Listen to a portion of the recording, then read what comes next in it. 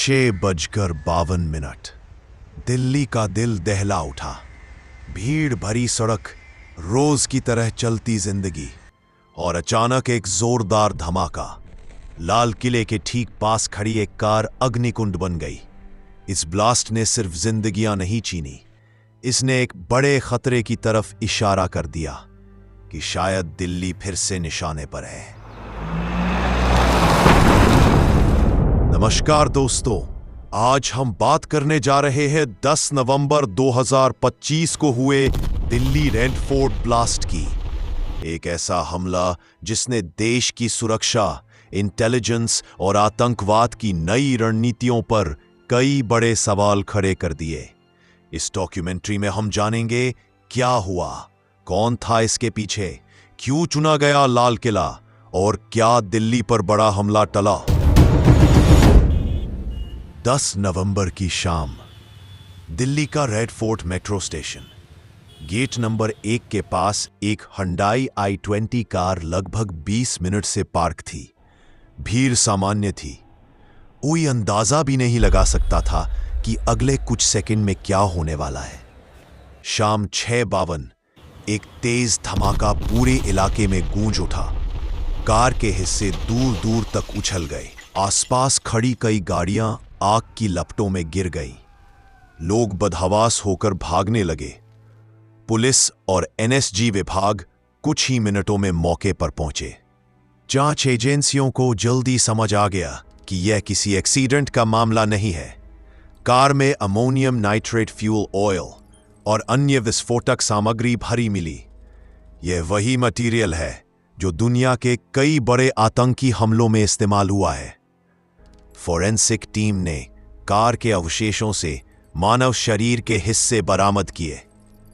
DNA test में एक नाम सामने आया, डॉक्टर उमर मोहम्मद, पुलवामा का रहने वाला और हरियाणा की अल फलाह यूनिवर्सिटी में काम करने वाला डॉक्टर। NDTV और इंडिया टुडे की रिपोर्टों के अनुसार जांच में पता चला कि डॉक्टर उमर एक व्हाइट कॉलर टेरर मॉड्यूल का हिस्सा था, यानी ऐसे शिक्षित प्रोफेशनल लोग जो आतंकी गतिविधियों में हाईटेक तरीके अपनाते हैं। जांच में सामने आया कि यह सिर्फ एक शख्स का काम नहीं था। NIA ने इस मॉड्यूल के अन्य डॉक्टरों और प्रोफेशनल्स की तलाश शुरू कर दी। इंडिया टुडे और द गार्डियन के अनुसार इस ग्रुप ने टेलीग्राम जैसे एन्क्रिप्टेड ऐप्स पर बातचीत की थी। कुछ रिपोर्ट्स यह भी बताती है कि दिल्ली में 6-7 लोकेशनों पर सीरियल ब्लास्ट की प्लानिंग थी।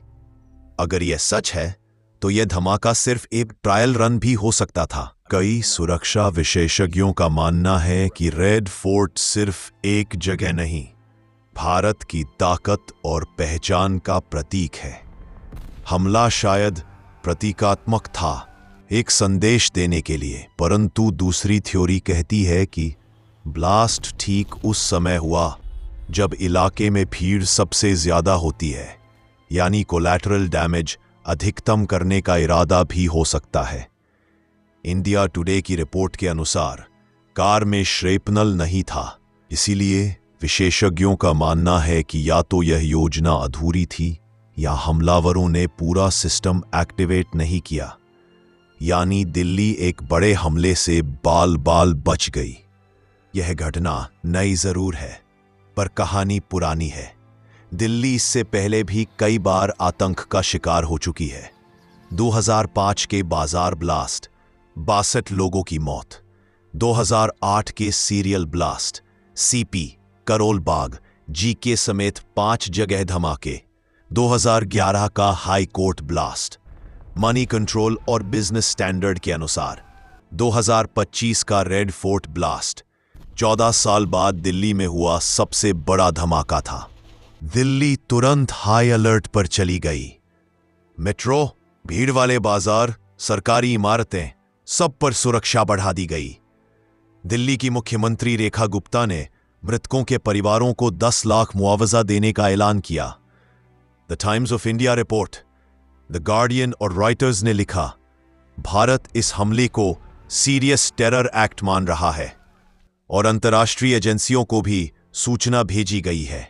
हर धमाके के पीछे आंकड़े होते हैं, लेकिन इन आंकड़ों के पीछे असली लोग होते हैं। एक चश्मदीद ने एपी न्यूज को बताया, धमाका इतना तेज था कि मैं कुछ सेकंड तक कुछ सुन ही नहीं पाया। आग की लपटें उठी, लोग चिल्लाते हुए भाग रहे थे। कई परिवार आज भी अस्पतालों में अपनों का इंतजार कर रहे हैं। कुछ का इंतजार कभी खत्म नहीं होगा।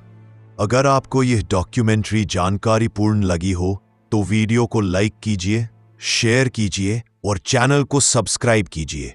मिलते हैं अगले वीडियो में।